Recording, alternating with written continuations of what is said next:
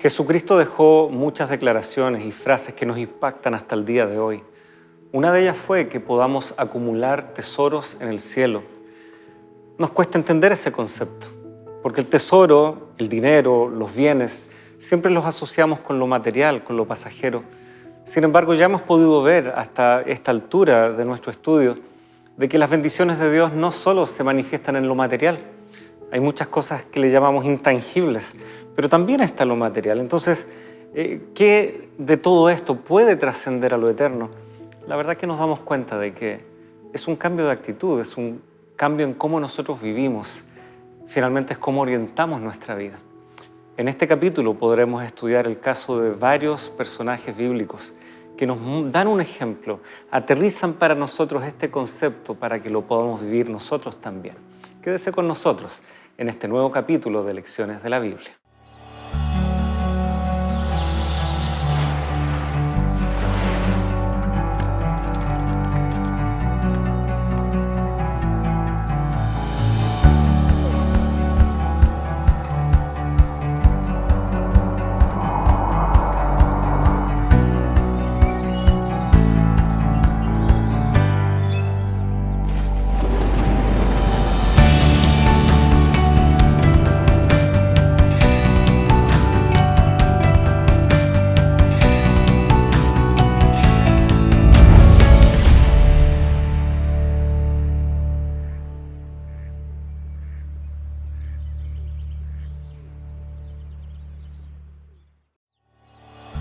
Esta semana, acumulen tesoros en el cielo.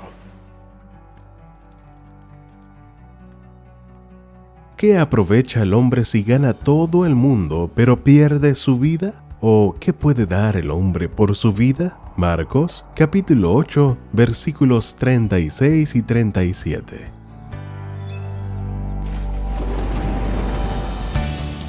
Estamos de regreso con ustedes en un nuevo capítulo de Lecciones de la Biblia.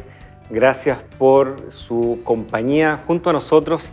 Gracias por dedicar este espacio también para estudiar la palabra de Dios. Estamos también con el privilegio de nuevamente presentarles al pastor Luis Saavedra, que tan gentilmente ha estado con nosotros cada semana. ¿Cómo está la vida? ¿Cómo está la familia? Bien, muchas gracias, todos bien, gracias a Dios. Y bueno, una alegría nuevamente estar compartiendo un programa más de Lecciones de la Biblia.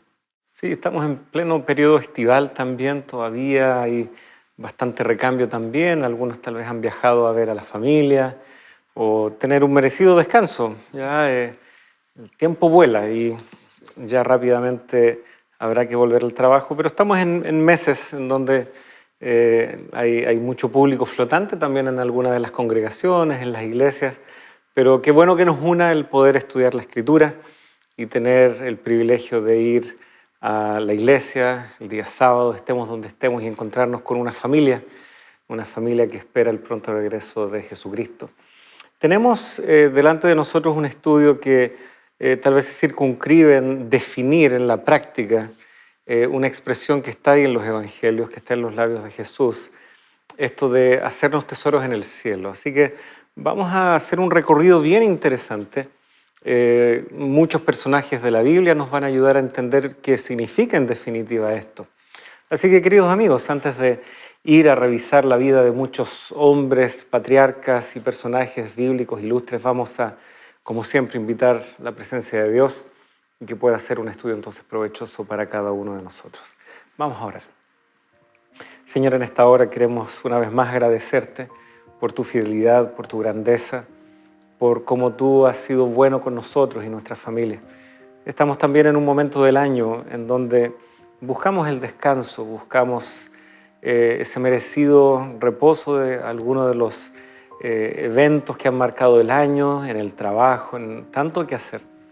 Que sean momentos bendecidos igualmente y en donde podamos ver tu protección y que a la hora de ir a tu palabra podamos encontrar grandes lecciones y por sobre todo tu voz moldeando nuestra vida a tu semejanza.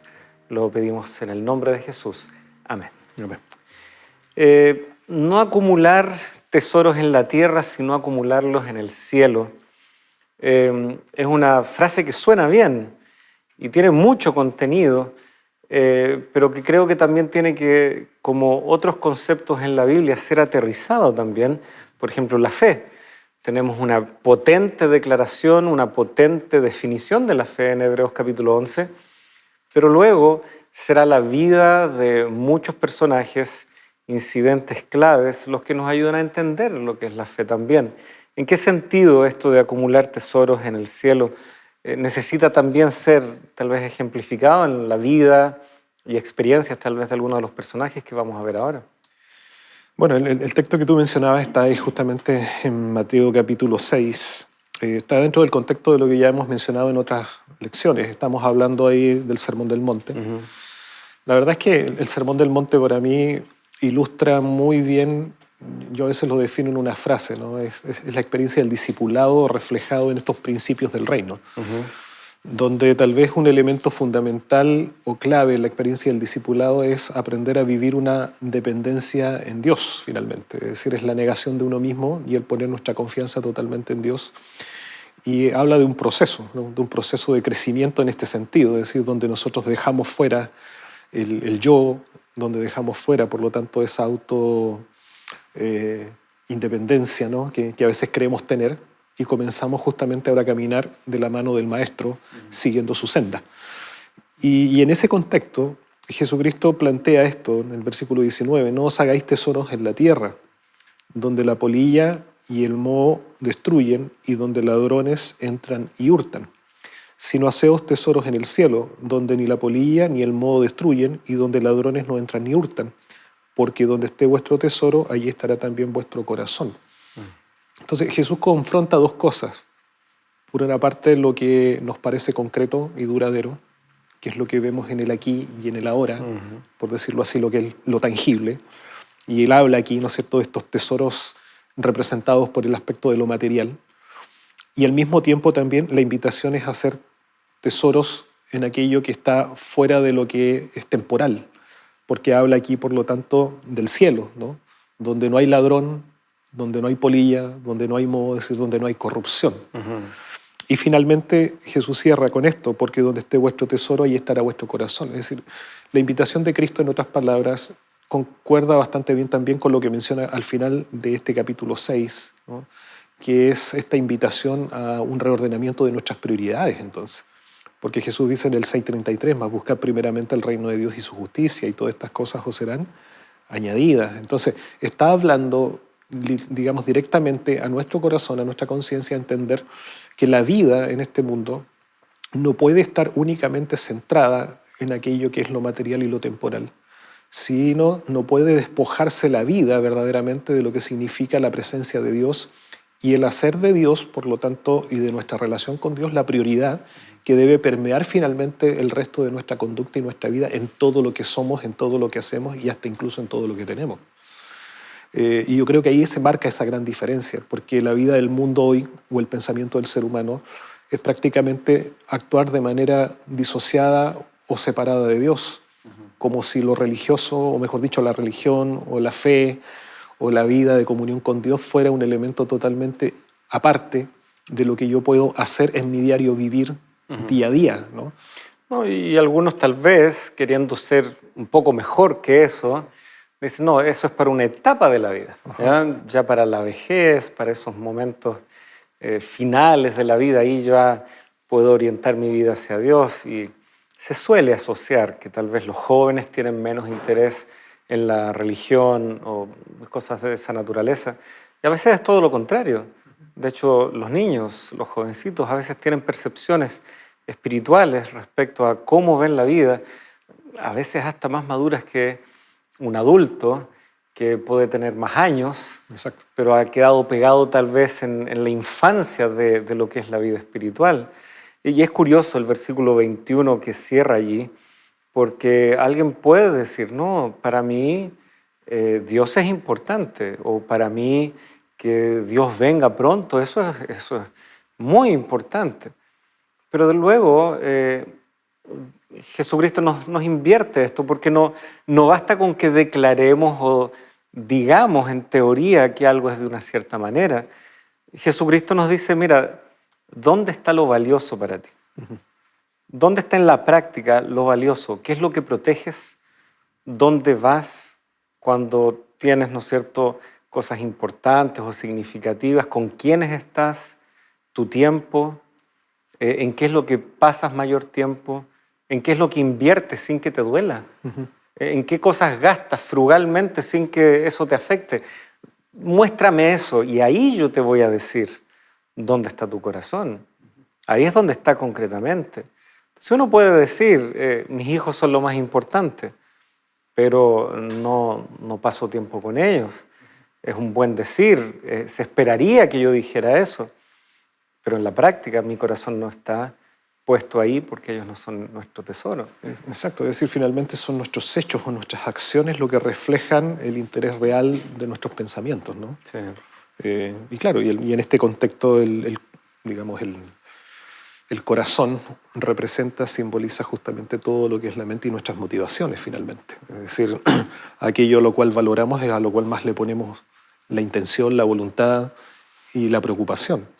Y lo vemos así, o sea, dentro de una sociedad donde tal vez el estatus, ¿no?, donde lo material prima sobre todas las cosas, claro, el sistema nos lleva finalmente a darle esa prioridad y a colocar nuestra preocupación, nuestros intereses, nuestra fuerza en aquello, en desmedro tal vez de cuestiones o elementos que son mucho más trascendentes, mucho más importantes que solamente el construir el bienestar aparentemente, ¿no es cierto?, material o económico. Sí.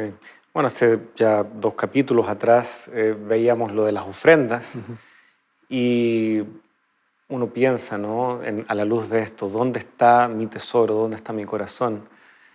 ¿Cuánto gastamos a veces? Hace ya varias semanas atrás terminó el Mundial de Fútbol.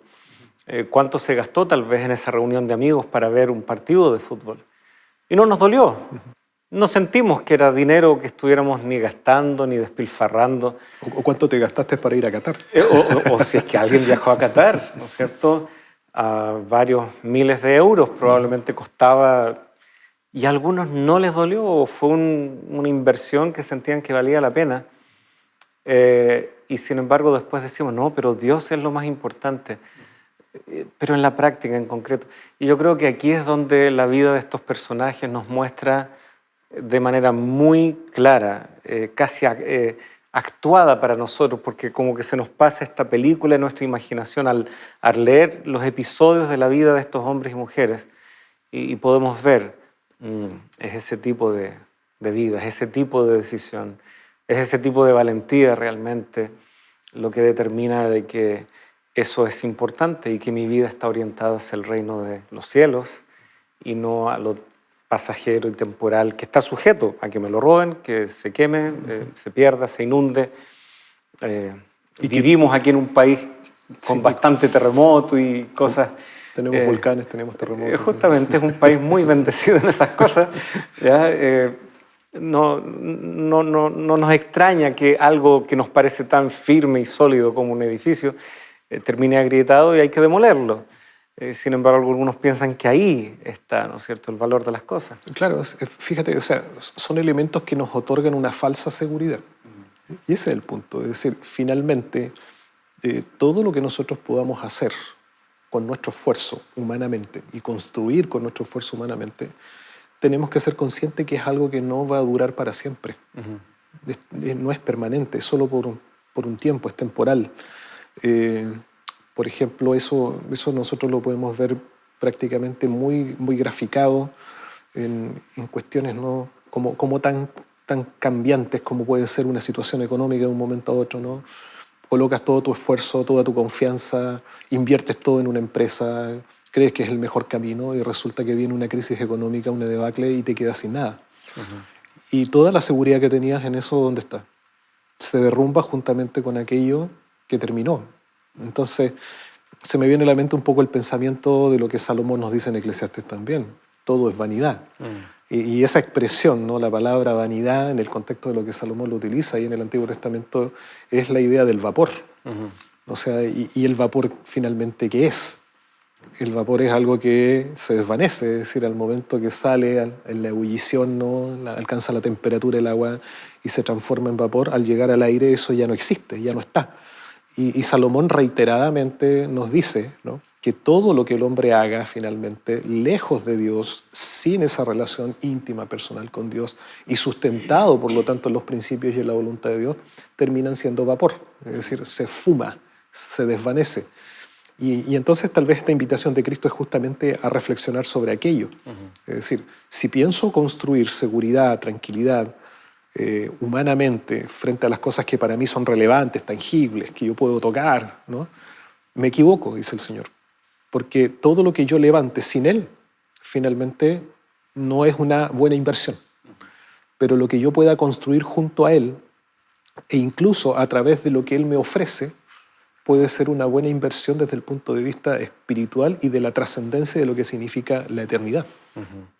Y aquí es donde tal vez el primer ejemplo que en nuestra guía de estudios se asoma, que es Noé, viene ya a plantearnos algunos principios respecto a esto, de la trascendencia, de hacia dónde entonces volcar nuestra vida, ya que se nos ha planteado que hay un desenlace que no es un misterio. Dios fue claro en revelarle a Moisés, Noé, y Noé pudo también compartir con sus contemporáneos esto que Dios le había señalado. Exacto. Viene un diluvio, prepara un arca, por las dimensiones del arca está muy claro de que la intención de Dios no era que solamente la familia de Noé y algunos más, había bastante espacio para otros, ¿no es cierto?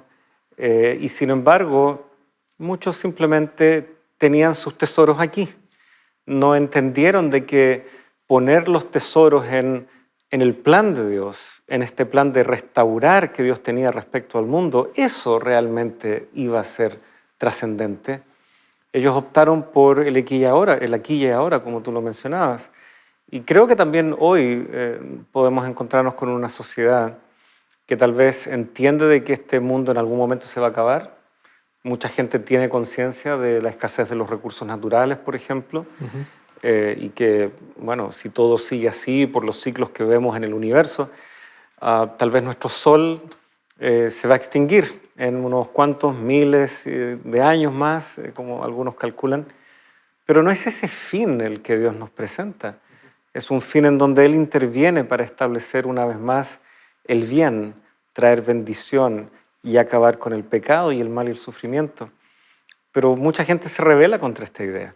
Algo muy similar se le presentó a Noé. El fin del mundo casi, exacto, pero no eran malas noticias. No, era el inicio de una nueva creación. Si vemos un paralelismo, ¿no es cierto?, entre estos capítulos 6 con el capítulo 1 en el Génesis, ¿no es cierto?, podemos ver esos elementos que están presentes allí.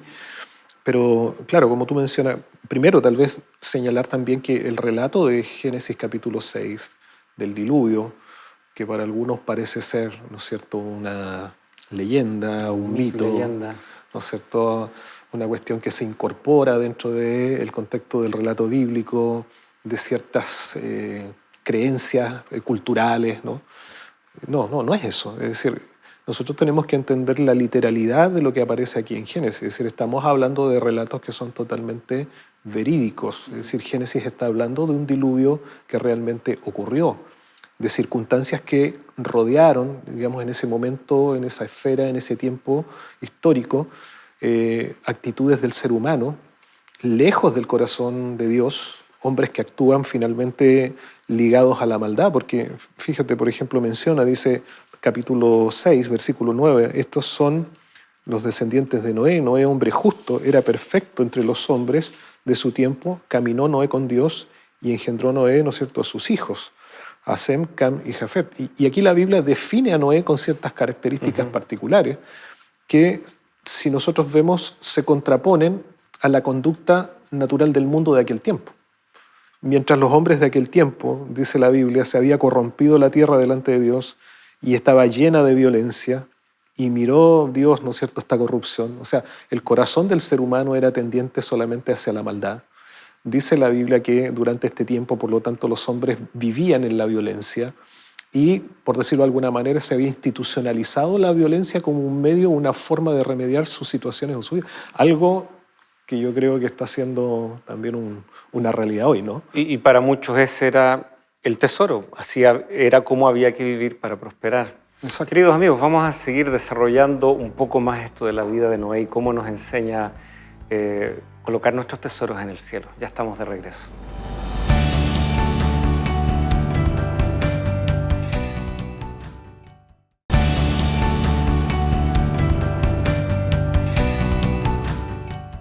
Gracias por permanecer junto a nosotros y queremos también hacer algún alcance a quienes amablemente nos acompañan semana a semana. Recibimos también con mucho agrado sus saludos y también compartimos junto a ustedes esos motivos de oración. Muchos de ustedes colocan ahí también propósitos, motivos de oración muy significativos.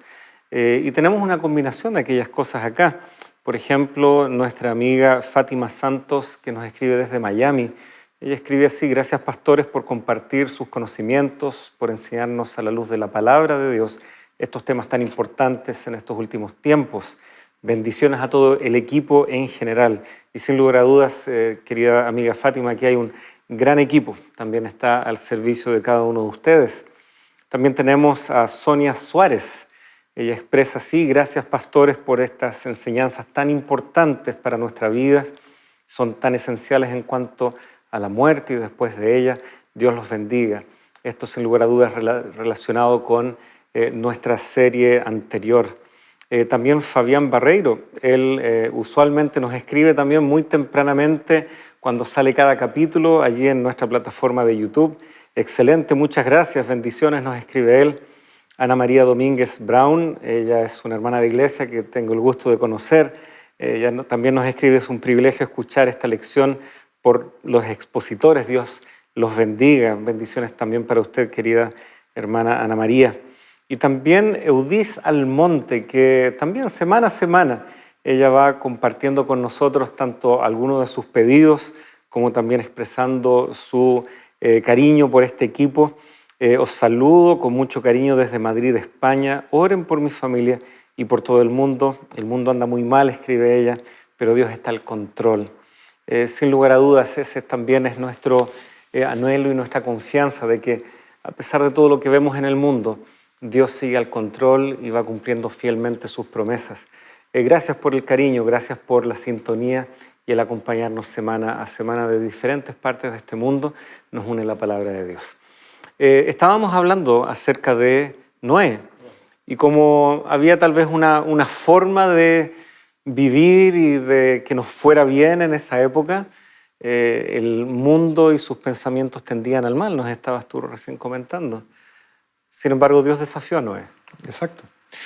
Y mira, es decir, cuando nosotros vemos, por ejemplo, lo que Jesucristo dice, refiriéndose a este mismo incidente, Jesucristo dice que en el tiempo de Noé los hombres estaban comiendo, estaban bebiendo, estaban casándose, dándose en casamiento. O sea, había una normalidad, entre comillas, de una forma de vida. Es decir, se habían normalizado ciertas prácticas y conductas, entre ellos, ¿no es cierto?, la violencia y todo esto, que llevaba el corazón del ser humano finalmente a actuar de una manera contraria a los principios y a la voluntad de Dios.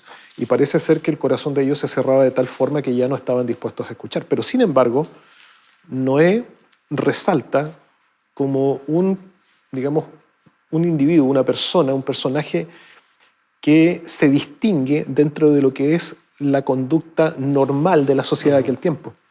Porque la Biblia lo define a Noé como un hombre justo, que era perfecto entre los hombres de su tiempo, dice. Y fíjate, es decir, era perfecto entre los hombres de su tiempo. Ahora, no está diciendo la Biblia, de paso, que Noé era impecable o que había alcanzado este estatus de impecabilidad como algunos pretenden creer. No, lo que está hablando en este aspecto, el concepto de la perfección, tiene que ver con la madurez espiritual, es decir, con la madurez de la forma de vivir y de relacionarse con Dios que Noé había alcanzado, a tal punto de que Dios, ¿qué hace? Le habla a Noé. Es decir, la pregunta es por qué tal vez no le habló a otros. Y es porque justamente los otros no tenían esa experiencia o esa madurez de vida en su relación con Dios que Noé sí había alcanzado. Y lo más probable es que si Dios les hablaba, habrían dicho: debo estar alucinando o algo pasa. No habrían sabido reconocer la voz de Dios, el mandato de Dios. Exacto. Y aquí, bueno, el resto del relato nos muestra a nosotros de que Dios comienza a señalar a Noé algunas circunstancias que habrían de venir. Por ejemplo, bueno, que Dios no habría de contender por más tiempo, ¿no? Su espíritu con esta conducta del ser humano, con esta actitud del ser humano. Dios está colocando un límite, un tiempo, 120 años. Dios también le dice a Noé claramente que vendrá, por lo tanto, también un diluvio y mediante esta forma Dios habría de raer finalmente la maldad. Pero sin embargo también Dios le entrega a Noé un plan y el plan era construir un arca. Pero para levantar esa arca se requerían varias cosas. Primero, fe, porque Noé tenía que creerle a Dios. O sea, ¿cuándo había llovido? Hasta ese momento dice la Biblia que no había llovido. Es decir, Era un rocío que cubría y regaba todo, ¿no? exacto. Por lo tanto, primera cosa, o sea, va a caer agua del cielo. Ya. Segunda cosa, después de 120 años esto va a ocurrir. O sea, un lapsus de tiempo para nosotros hoy día es prácticamente más que una vida. Sí. O en algunos casos, ¿no? Algunos pueden llegar a más de 100 años, pero en aquel tiempo también era un tiempo bastante largo dentro de lo que significaba una existencia más larga de los años de vida que ellos tenían. Y en el término que después se torna más común en la Biblia serían 3 generaciones, ¿no? Más o menos, exactamente. Luego de eso, entender que para llevar adelante esta empresa, digamos, que Dios estaba encomendando a Noé, significaba también tomar una decisión. ¿Y cuál era la decisión? Dejar de invertir en el aquí y en el ahora, en lo que supuestamente me puede entregar una mayor seguridad en lo concreto, y comenzar a invertir por fe en aquello que supuestamente me ha de librar de lo que sería finalmente esta catástrofe. Porque para construir esa arca, ¿qué es lo que necesitó Noé? O sea, tuvo que echar mano a sus recursos. Tiempo. Tiempo, recursos. O sea, me imagino, o sea, si tiene que reparar la casa donde él vive o continuar con la obra del arca, iba a tener que tomar una decisión fijada por estas prioridades. Exacto. Que Dios a través de su revelación le estaba planteando.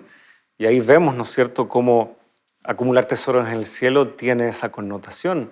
Si Dios se ha revelado, si Dios te fija una orientación para tu vida, acumular tesoros en el cielo es que tú aceptas esa revelación y comienzas a vivir de acuerdo a aquello.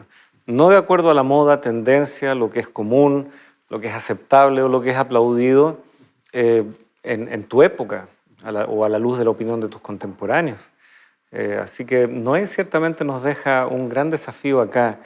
Vivir planificando no de acuerdo a lo inmediato, sino a través de la fe, planifico mi vida respecto a lo eterno y genero una escala de valores de acuerdo a eso eterno, que aunque no lo veo todavía, lo acepto por fe.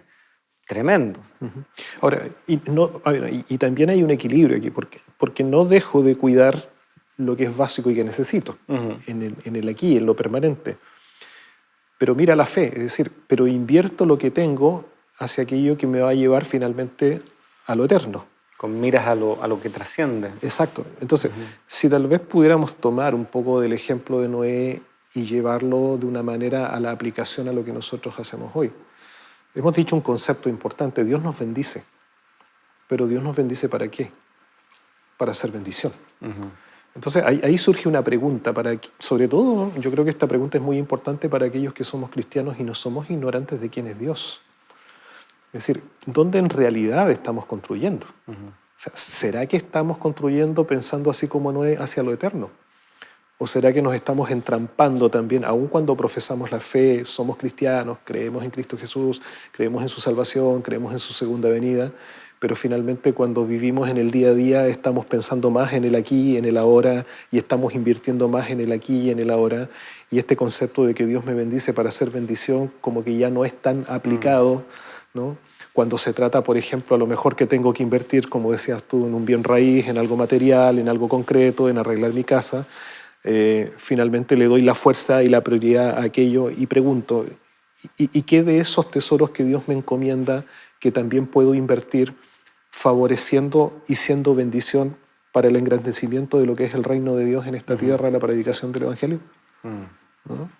Ahora, de hecho, Noé, uno dice, la construcción del arca era esa la forma en que él habría de bendecir, ¿no es cierto?, a sus contemporáneos, entregarles el mensaje de advertencia. Pero no hallamos de que la palabra bendición esté en el texto de esa manera, pero claro, teológicamente es correcto ver aquello. Sin embargo, tenemos otro hombre respecto al cual Dios sí explícitamente le dice que su plan para él es que él sea bendecido y que a su vez él sea bendición.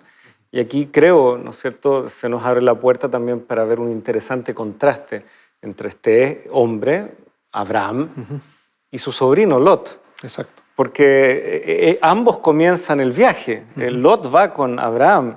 Están juntos. Pero en algún momento se separan y creo que aquí nuevamente surgen bonitas lecciones o aplicaciones respecto a lo que es definir tesoro en el cielo. Exacto. Como tú bien lo mencionabas, es decir, Dios tenía un plan para Abraham, Dios tenía un propósito para Abraham. Génesis capítulo 12, versículo 3 dice, bendeciré a los que te bendigan y a los que te maldigan maldeciré y serán benditas en ti todas las familias de la tierra. Nosotros entendemos, ¿no?, el alcance de lo que significaba esta bendición que Dios quería establecer a través de Abraham y su descendencia. Entendemos que esta gran bendición, y ya lo hemos definido en las lecciones anteriores, para nosotros es justamente la salvación a través de Jesucristo. O sea, entendemos que la promesa era esta simiente, el Mesías que habría de venir y que vendría, por lo tanto, finalmente de este linaje, llamémoslo así, o de esta descendencia o de este pueblo. Pero sin embargo, claro, Abraham es un hombre que vive en armonía al plan de Dios, se deja conducir por Dios, se deja guiar por Dios. Vamos a ver en este proceso de fe de Abraham que hay altos y bajos también, como cualquier ser humano, ¿no? Comienzan las dudas en algún momento. Quiere darle alguna mano a Dios para cumplir sus propósitos y sus planes, ¿no? Pero sin embargo, vemos en Abraham un hombre que frente a toda circunstancia finalmente coloca prioridad justamente en los propósitos de Dios. Y no se entrampa, aun cuando Abraham era un hombre pudiente, es decir, estamos hablando de que Abraham no era un hombre pobre, tenía prosperidad, de hecho, desde el lugar de origen donde él viene, él tenía una buena condición, pero aún así, es decir, no le impide quedarse entrampado en su comodidad, no le impide quedarse entrampado ya en lo que él ya había conformado, su familia, sus raíces, sino que finalmente Abraham decide seguir por la fe el camino de Dios, dejarse conducir a esa tierra que Dios tiene, y aún así, cuando va con Lot, si tú te das cuenta, dice la Biblia en el capítulo 13 que llega un momento donde se enfrentan a la tierra, y que la tierra era amplia, y que la tierra se veía buena. Y en ese instante, cuando ya habían ciertas rencillas, porque habían crecido obviamente sus rebaños, habían problemas entre los criados de Lot y los de Abraham. Entonces Abraham dice, mira, no podemos seguir juntos, vamos a tener que tomar caminos separados aquí. Y entonces en ese momento se presenta la decisión, ¿qué camino quieres seguir? ¿Qué camino quieres tomar? Y dice el texto aquí en el capítulo 13, versículo 10, dice, alzó Lot sus ojos y vio toda la llanura del Jordán, toda ella era de riego, como el huerto de Jehová, como la tierra de Egipto en la dirección de Zoar, antes que Jehová destruyese Sodoma y Gomorra. Entonces Lot escogió para sí toda la llanura del Jordán, se fue Lot hacia el oriente y se apartaron el uno del otro. Y es interesante, pero Lot era más joven. Abraham era mayor. Tal vez quien debería haber tenido la prioridad en la elección debe haber sido Abraham. Pero en este caso Abraham permite, ¿no?, que Lot tome el camino. Y Lot no se hizo ningún problema. Pero además de esto, es decir, Lot buscó y miró con sus ojos aquello que él pensó le podría otorgar mayor prosperidad y seguridad. Y de hecho el relato posteriormente nos va diciendo que Lot, ¿qué va haciendo? Se va desplazando y se va acercando hacia lo que eran los centros urbanos de aquel tiempo. Claro. Y entonces en esa búsqueda de estabilidad, en esa búsqueda de seguridad, finalmente Lot termina con su familia viviendo ¿dónde? En una metrópolis, y donde finalmente ni los principios de Dios ni la voluntad de Dios se manifestaban en la forma de vida de aquellos que estaban allí. Y esto no fue algo de un día para otro. No es El texto, como tú bien lo señalabas, fue poniendo sus tiendas hasta Sodoma. Y finalmente vemos que el relato lo tiene ahí a la puerta de una de estas ciudades, recibiendo a la gente, y es en ese contexto que él recibe a estos ángeles, a estos mensajeros de Dios que vienen a avisarle que ya el tiempo, el plazo para estas ciudades se acabó. Exacto. Así que fue progresivamente. Y creo que también cómo nosotros orientamos nuestra vida, no basta con que, ya lo decidí ahora y por lo tanto como lo decidí, así va a ser. Es una decisión de todos los días y es una tendencia finalmente que nosotros vamos reforzando. Grande es el contraste con Abraham. Versículo 18 ahí del capítulo 13 dice que él finalmente vive en el encinar de Mamre, que está en Hebrón. Y Hebrón es un lugar más montañoso, más pedregoso, no tan fértil desde ese punto de vista. El contraste es muy claro con la llanura, verde, regada, ¿no es cierto?, por el río. Y sin embargo fue ahí donde Dios bendijo a Abraham. Exacto. Y fue ahí donde el propósito de Dios se fue cristalizando, fue ahí donde le llega la promesa, se reitera la promesa, ahí es donde vemos la lucha de su fe, ahí es donde vemos, fue en ese escenario, lejos de Sodoma y Gomorra. Y por lo tanto a veces tenemos, ¿no es cierto?, este desafío también delante de nosotros. Lo que parece a veces nos engaña, es ser un terreno que parece que no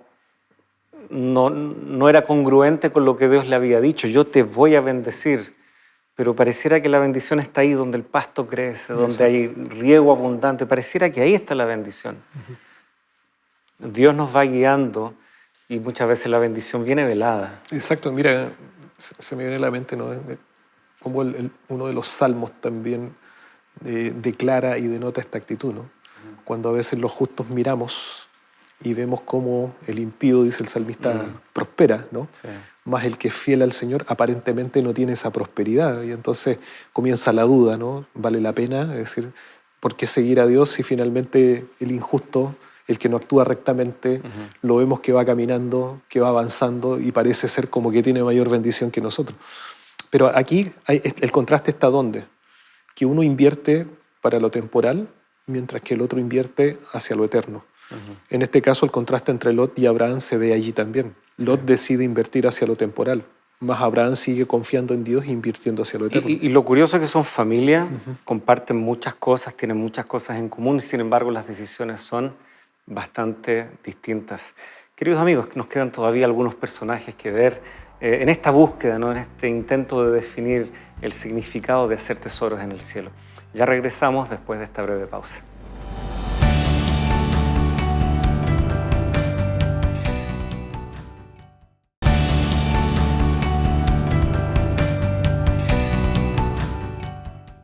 Hola, ¿está todo bien en tu familia?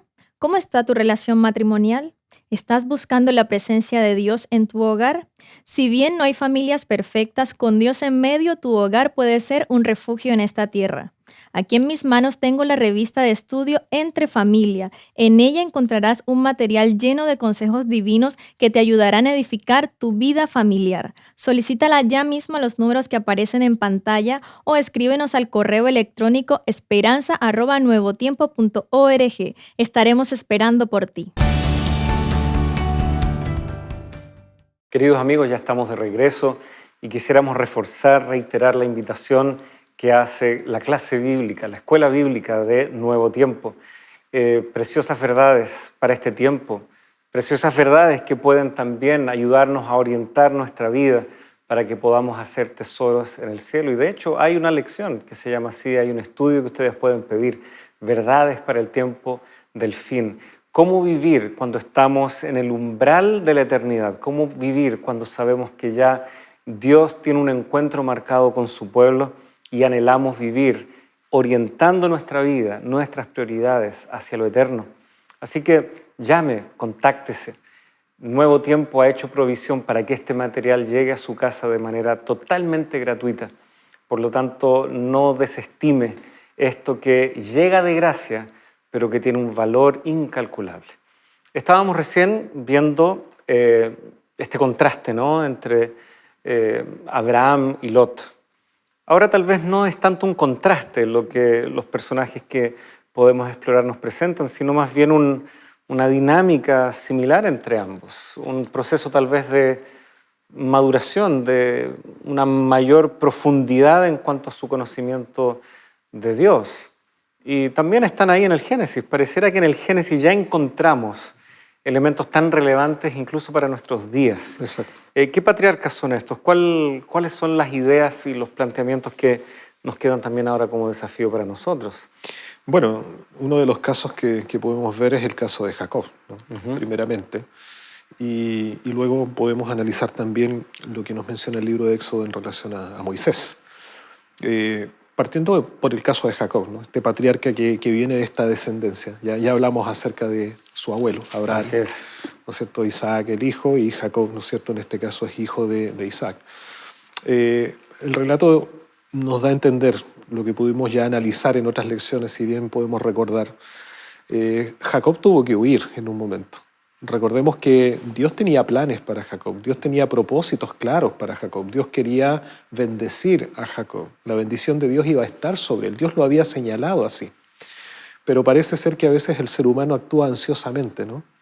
Y queremos nosotros o apurar los planes de Dios o queremos nosotros cumplir, entre comillas, los planes de Dios de acuerdo a nuestras formas. Y en este caso ya conocemos la historia, es decir, Jacob siendo un joven, finalmente ahí motivado por su propia madre, urden todo un plan, engaña a su padre, roba la bendición, ¿no? La primogenitura también que su hermano ya había menospreciado antes. Ahora finalmente Jacob tiene que huir, se va sin nada, desposeído totalmente, se va a una tierra, digamos, distante, familia, sí, ¿no? Porque va a la casa de su tío. Y ahí durante un muy buen tiempo Jacob tuvo que pasar por momentos también difíciles. Recordemos que ahí al principio fue también engañado, posteriormente se casa, construye una vida, nacen hijos, alcanza una prosperidad material y llega el momento donde él tiene que regresar. Dios le dice, ahora es tiempo de volver. Y Jacob regresa. Pero en ese regreso, dice la palabra de Dios, ocurre un incidente especial. Tomó pues y les hizo pasar el arroyo a ellos y todo lo que tenía. Así se quedó Jacob solo y luchó con él un varón hasta que rayaba el alba. Y cuando el hombre vio que no podía con él, tocó en el sitio del encaje de su muslo y le descoyuntó el muslo de Jacob mientras con él luchaba. Y dijo, déjame, porque raya el alba. Jacob le respondió, no te dejaré si no me bendices. ¿Cuál es tu nombre?, le preguntó el hombre. Jacob respondió entonces el hombre le dijo, ya no te llamarás Jacob, sino Israel, porque has luchado con Dios y con los hombres y has vencido. Qué interesante este momento, ¿no? Tal vez podríamos definir que este puede ser el instante gravitante en un cambio de actitud en la experiencia de Jacob. Es tal vez el hito que podríamos definir desde el punto de vista espiritual y de transformación del carácter de Jacob y de las prioridades de Jacob. Porque hasta antes de eso las prioridades de Jacob siempre habían estado centradas ¿en qué? En lo material, habían estado centradas en la prosperidad del aquí y el ahora. Recordemos que finalmente el afán de esa bendición que él arrebata era justamente la bendición que recibía el primogénito y que debería haber recibido, ¿no es cierto?, el primogénito supuestamente justamente para ser el líder de la familia y prosperar a la familia, en su conducción, en su guía espiritual y en todo lo demás, pero también en lo material, porque recordemos que el hijo mayor que recibía dentro de la herencia, él recibía más que el resto. Una doble porción en relación a sus hermanos, ¿no? Exacto, porque él iba a tener ese deber, obviamente, de ser, digamos, el patriarca de la familia en la ausencia del padre. Entonces, habían elementos que estaban mezclados con la temporalidad, con lo material, en esa bendición, de alguna manera. Pero, sin embargo, Jacob, Dios siempre vio en él un corazón que era más inclinado y más sensible hacia él, hacia lo espiritual. Pero Jacob tuvo que esperar este tiempo de encuentro con Dios para que se generara finalmente ese cambio, donde ya su prioridad no estaba centrada en lo temporal, donde en este momento la preocupación de Jacob ya no estaba centrada específicamente en lo material. Recordemos que incluso Jacob luego le manda regalos a su hermano, ¿no? Va suavizando el corazón tal vez del hermano. Y claro, y no eran regalos menores, es decir, entonces si tú te das cuenta, la generosidad de Jacob en ese contexto, claro, era más amplia. Pero el bien de Jacob, finalmente, en este encuentro, en esta lucha, ¿cuál era? Era una reconciliación que él necesitaba tener ¿con quién? Con Dios y con los planes y los propósitos que Dios tenía para con él. Y lo curioso es que tanto en Abraham, tú bien señalabas en el bloque anterior, lo llamamos padre de la fe, sin embargo tenemos varios capítulos, desde el 12 hasta el 22, donde él ya está en condiciones, incluso si es necesario, devolverle su hijo a Dios. 10 capítulos que resumen realmente varios años. Exacto. Pero lo interesante es que la Biblia no nos oculta eso. Tampoco nos oculta estos 20 años de Jacob, de su crecimiento, de su madurez hasta llegar a este momento. Y creo que esto nos habla también acerca de la paciencia que Dios tiene y de cómo Dios va también obrando un proceso sin que Él se canse, sin que su paciencia se agote con nosotros, hasta que se logre esta madurez, se logre esta orientación hacia lo eterno. Nos cuesta. La Biblia nunca oculta el hecho de que tal como somos, seres humanos, falibles y todo, nunca oculta la Biblia que esto es algo que va a requerir dedicación, perseverancia y sobre todo mucha humildad delante de Dios. Claro, y la disposición a la renuncia. O sea, y de aquí tal vez podemos tomar una expresión que Jesucristo también utiliza en los evangelios. Es decir, si alguien quiere ir en pos de mí, dice Jesús, ¿qué tiene que hacer? Negarse a sí mismo. Niéguese a sí mismo y tome su cruz. O sea, justamente el camino o esta experiencia de desarrollo, de crecimiento espiritual, este proceso, llamémoslo así, de crecimiento en la vida cristiana, en la experiencia de nuestra relación con Dios, o hasta incluso en el contexto del Nuevo Testamento, este crecimiento de discipulado, llamémoslo de esa forma, nace y comienza justamente con renuncia.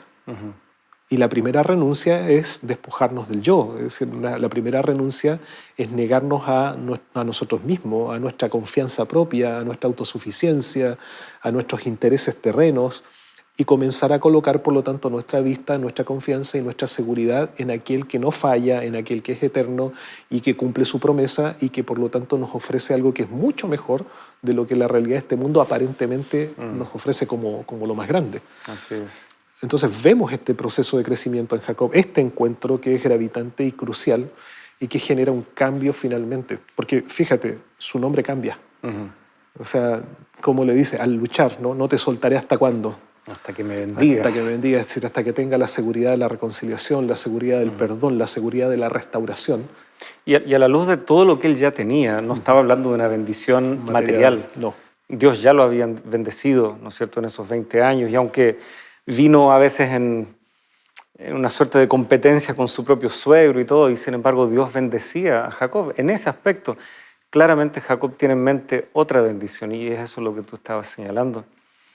Nos va quedando poco tiempo y hay ciertos aspectos de este relato y experiencia de Jacob que se unen también con lo que experimentó Moisés, ¿no es cierto? Moisés también, un gran potencial, un niño especial, protegido en esos primeros meses porque los padres lo vieron hermoso, y claramente aquí hay mucho más que solamente lo estético, ¿ya?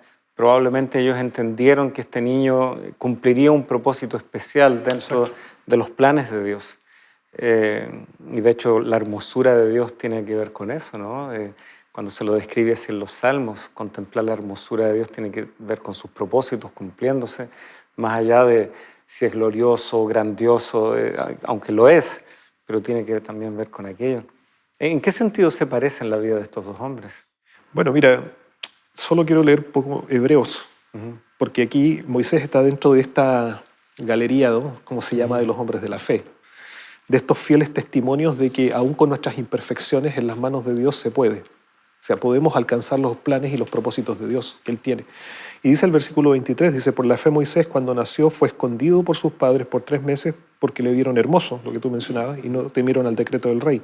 Por la fe Moisés, hecho ya grande, y aquí viene lo interesante, rehusó llamarse hijo de la hija de Faraón, prefiriendo ser maltratado con el pueblo de Dios antes que gozar de los deleites temporales del pecado, teniendo por mayor riqueza el oprobio de Cristo que los tesoros de los egipcios, porque tenía puesta la mira en la recompensa. Y fíjate, es decir, por la fe, dice Moisés, ¿qué hace? Rehúsa lo temporal. Y por la fe, Moisés coloca la vista en lo celestial, en la recompensa. ¿Y cuál era la recompensa para Moisés? Moisés no estaba pensando finalmente en la vanagloria del mundo o en el reconocimiento del pueblo o en la riqueza que había en Egipto. O sea, él renunció a todo eso, renunció a todo lo pasajero de esta vida y su fe lo lleva a colocar, por lo tanto, su tesoro en lo celestial. Y la recompensa para Moisés finalmente era la gloria divina, es decir, el privilegio, por una parte, de estar finalmente con Dios, de cumplir el propósito de Dios, que era ser el libertador de este pueblo, pero también finalmente estar con Dios. Y veamos que Moisés, en el ocaso ya de su vida, recibe ese privilegio, porque si bien no entró a la Canaán terrenal, más Dios lo resucita y le da el privilegio de entrar ¿dónde? En esa Canaán celestial. Entonces Dios le da esa recompensa, ¿no? Lo eterno, se lo anticipa, tal vez también como un símbolo y una forma de entender el privilegio que tendrán aquellos que también descansan en Cristo, en esa esperanza, y que privilegiaron, por lo tanto, ese tesoro celestial por sobre los afanes temporales de esta vida. Y me parece tan llamativo también que Moisés recibió una instrucción de parte de su madre, porque ella lo pudo cuidar, y luego fue entregado a la hija de Faraón. Moisés conocía ambas realidades. Exacto. Y tenía que tomar una decisión. Queridos amigos, nosotros también podemos, a la luz de la Escritura, conocer lo que Dios nos presenta y vemos también lo que el mundo nos ofrece. Aplausos, sí, cierta gloria o fama también. Pero como dijo Jesucristo, eso ya tiene su recompensa, pero solamente aquí. ¿Qué invitación te gustaría dejar? ¿Qué desafío en esta ocasión? Mira, tal vez tomando la misma experiencia de Moisés, ¿no? Moisés no se dejó llevar finalmente por los placeres y los afanes de esta vida. No dejó que las cosas temporales o la atracción de lo que significaba ser parte de un reino como Egipto en ese momento y tal vez ser ese futuro heredero de ese reino temporal llegara a ser lo más central en su corazón y en su vida, sino que Moisés renunció a todo aquello por privilegiar finalmente a través de la fe, ponerse en las manos de Dios y cumplir los planes de Dios. Nuestra vida también hoy día puede ser conducida por Dios o tal vez seguir siendo conducida por nuestros propios planes. Pero la gran invitación y la decisión que tenemos que tomar, ¿cuál es? Es dejar que Dios finalmente nos conduzca. No atesoremos lo que en esta tierra se corrompe, sino más bien atesoremos en aquello que no hay corrupción y que es lo que Dios nos ofrece, que finalmente es la vida eterna, la salvación en Cristo Jesús. Vamos a orar a Dios para que ojalá esa decisión también nazca en tu corazón. Oremos. Nuestro Dios, queremos agradecerte una vez más por tu palabra, por la experiencia que hemos visto a través de estos relatos en distintos hombres que en circunstancias particulares o especiales tú llamaste a cumplir propósitos, Señor. Hombres que estuvieron dispuestos a renunciar a todo para colocar aquello en tus manos y cumplir los planes que tú tenías para hacer bendición en otros y también para salvación. Ayúdanos también, Señor, a no privilegiar lo temporal, lo terrenal, lo de este mundo, sino a colocar en prioridad aquello que nos llevará finalmente hacia vida eterna que solamente Jesucristo nos da. Bendice a nuestros amigos que en esta hora han estado compartiendo este programa con nosotros, que esa decisión también pueda nacer en sus corazones. Lo pedimos en el nombre de Jesús. Amén. Amén. Muchas gracias, Pastor Luis. Un gusto haber podido revisar este concepto tan fascinante, ¿no? Tesoro en el cielo. Queridos amigos, ha sido también grato compartir con ustedes y será hasta el próximo capítulo de Lecciones de la Biblia.